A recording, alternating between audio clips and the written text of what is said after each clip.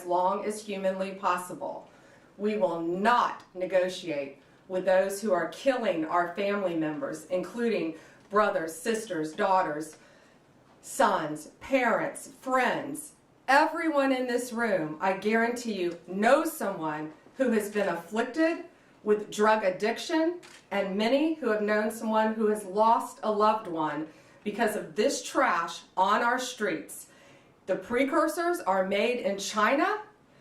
It was sent to Mexico and came right in our country. And again, 6 of these individuals were here illegally. That won't shock you.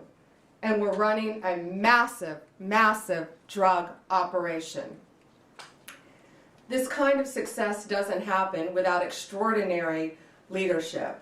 And I want to personally thank my friend, DEA Principal Deputy Administrator Rob Murphy, DEA El Paso Division Chief Agent in Charge Omar Ariello. I'm killing your name, Omar. Omar, okay.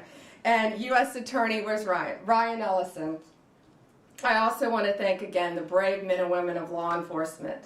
Last week I joined them at a DEA laboratory, and we went there, and it was truly remarkable what we saw, how quickly these cartels can manufacture and make fentanyl powder and put it into these pills. But people need to know, parents need to know, kids need to know, this fentanyl, this bus, these 3 million pills for oxycodone, they put this in Xanax, they put this in Adderall, they put this in Molly, the date drug or the party drug, something called Molly, they put it in cocaine, and they put it in marijuana.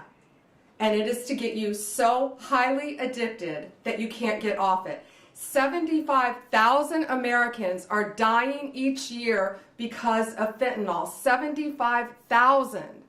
And that's why this is so important today. You've got to spread the word. If you know anyone who is taking any recreational drugs, they need to be extremely careful, because there is a very high likelihood it could be laced with fentanyl. And that's one of the reasons 75,000 Americans are losing their lives each day. It is the #1 cause of death for individuals between 18 and 34 in our country.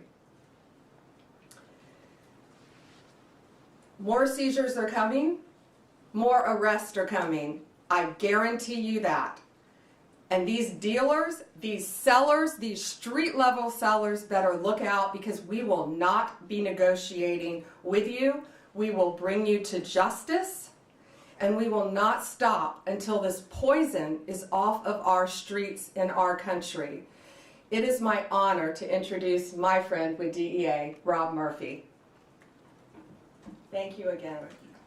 Thank you, Attorney General Bondi. Good afternoon.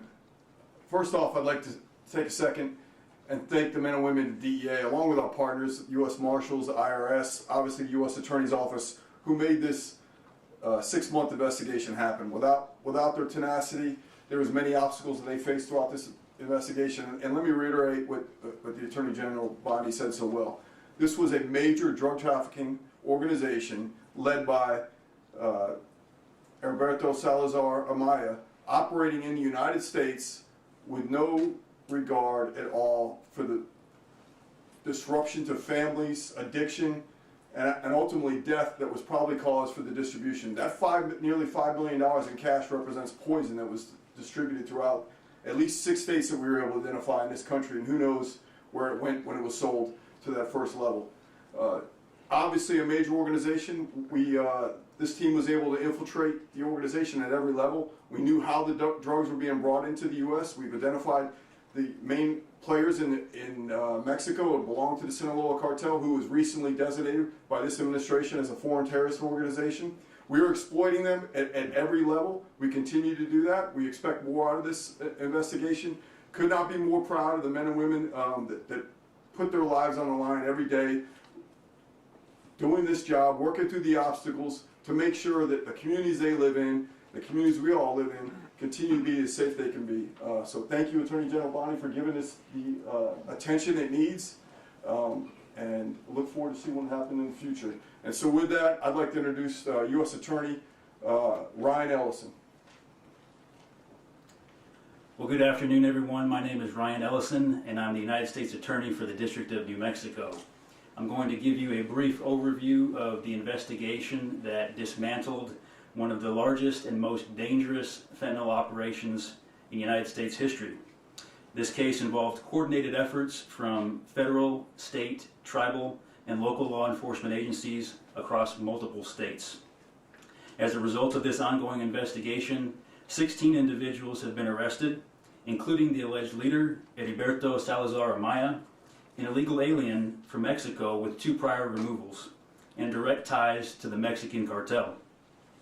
In Albuquerque alone, authorities seized staggering quantities of illegal drugs and assets, including over 2.7 million fentanyl pills, 11.5 kilograms of concentrated fentanyl powder, 7 pounds of methamphetamine, multiple kilograms of heroin and cocaine, 41 firearms, to include ghost guns and weapons modified for automatic fire, more than $600,000 in cash, and numerous luxury vehicles. This sophisticated fentanyl and narcotics distribution network spanned New Mexico, Arizona, Nevada, Oregon, and Utah, and was responsible for distributing lethal narcotics throughout the western United States. The sheer scale and potency of this fentanyl is sobering, with enough lethal doses to kill countless Americans. All defendants face serious federal charges related to conspiracy and distribution of fentanyl, along with additional charges for firearms offenses and immigration violations in certain cases. I would like to thank the DEA's El Paso division, primarily the Albuquerque field office, as well as many other DEA field offices across the western United States, our local and federal partners, and the assistant U.S. attorneys that are prosecuting this case. Together, we have sent a clear message. We will not tolerate those who profit from poisoning American citizens. The fight continues, but today, our communities are safer with these drugs and criminals off the streets. Thank you.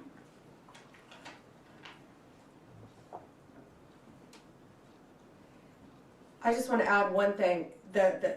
I was briefed before this by all of the agencies together, and the coordination with the AUSAs and DEA and the law enforcement agencies is truly remarkable. Thank you all. And again, be safe out there every day. They're out there risking their lives every day to save us and keep us safe. So thank you all. I think we're going to take a couple questions, but we are going to remain on topic today because we are here for something so serious. And I had wanted to walk out first and let you all hold this. This is how much fentanyl it takes to kill you. So if you want to come up and look at this after in this vial, you're welcome to. It looks like just a few grains of salt, and this is what it takes to kill you. Okay. Just a reminder, we're staying on topic today. Go ahead. Madam Attorney General, I was wondering if you're seeking to deport the 6 illegal aliens who are here, or to charge them first and then seek to deport them. I know there's been a number of high-profile arrests you guys have made where you've made the decision to just go after deportation versus criminal trial. This guy is the leader. He's the #1 guy. And I want them to stay in our prisons as long as possible. I have no desire to send them back to Mexico because they were coming across our border illegally. No longer will they be able to do that.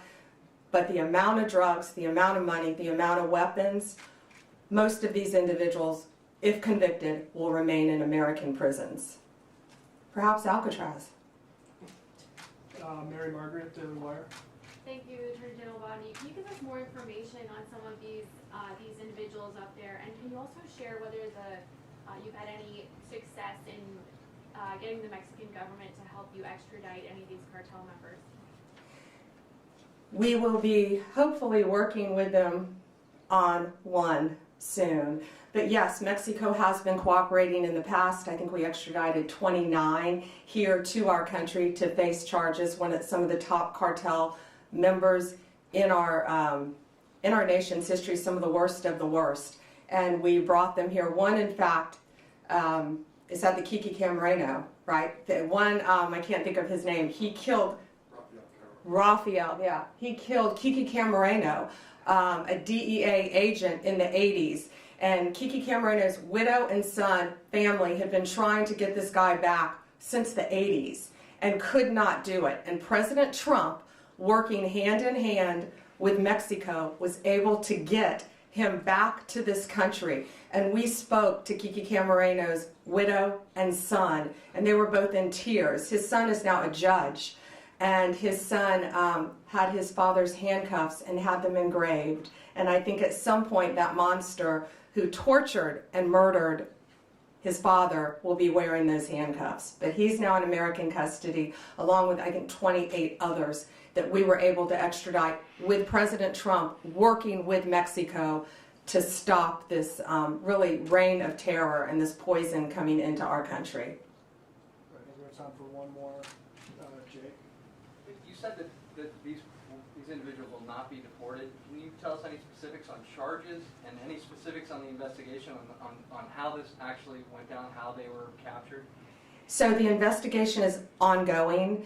I can tell you it was a lot of work, a lot of great police work is all I'll say now. But I don't want to really reveal their sources and methods of how they captured and caught these guys. But what I will tell you, the top guy who I keep pointing to, he insulated himself. He was in Oregon. He had no drugs on him, but he was the leader. He had millions of dollars. He had a Mercedes. He had a truck. He had other things, but he did not have any drugs on him because he was the leader. And that's what these cartels do, whether it's Sinaloa, whether it's MS-13, whether it's TDA. The highest leaders insulate themselves. Just like the TDA guy, you may have been with us in Virginia. When we arrested him, not even half an hour away from here, he didn't have any drugs on him either. That's what they do. They live among us. They live in neighborhoods because they are the top level. So what will the charges be on this? Oh, I'm sorry. Multiple, what are the charges, guys? The multiple drug trafficking, conspiracy to traffic, multiple drug charges. But depending on the time, they need to serve their time in an American prison to keep them off the streets. And who knows where they would go next. They're part of one of the largest drug trafficking organizations and one of the most frightening cartels. Alana, last Go one. ahead.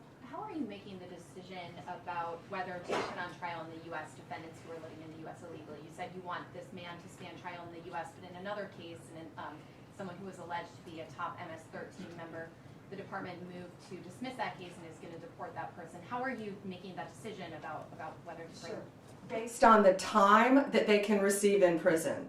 If these people are all facing substantial charges, maybe that might change down the road, and they all are innocent until proven guilty, if convicted though, they're facing a substantial amount of time in prison. And there's a very big risk, we all know, releasing someone, especially to Mexico. Sending them back to Mexico, who knows? They could attempt to get through our borders, not under Donald Trump, I doubt. But they're also part of a major drug trafficking ring in Mexico. So sending them back to Mexico to continue on with their drug business isn't going to happen under this administration. Thank you guys so much. Thank you all. And if you want to see this, Alana, you may have seen this before, but if you all want to see this, it really puts it in perspective how deadly this stuff is. And that's what I wanted you all to see. Thank you all.